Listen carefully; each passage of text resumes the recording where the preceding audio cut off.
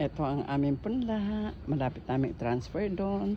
Ayan. Sa totoo lang, hindi namin alam kung ano yan. Kaya sabihin nyo na lang kung ano yung mga halaman na yan. Yan tumubo na yan na nahagis lang namin.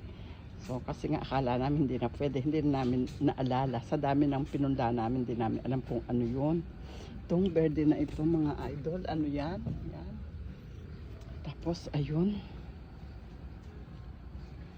At ayan naman, tingnan nyo, ayan. Yung sili, ayan.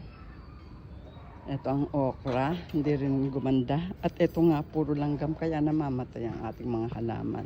Yung sa gawidon, magaganda. Okay, ayan. Ito ang tanong namin, na maano din, na sisira din ang dahon, na babansot, hanggang sa hindi na tumuloy. Ayan. Ito na ang kabuuan na aming ginagawa. Yun kaya may cover yung parang hindi tubuan kagad ng damo. Tataniman din namin yun. Ayan ang kabuuan na aming ginagawa. Maganda na. Ayan. Ayan. Ayan po. Sa ngayon yan na amin nagagawa dito. So maganda ng tingnan. Malinis. Nakakatuwa naman.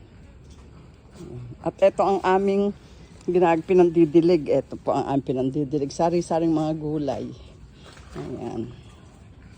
Okay, paalam na.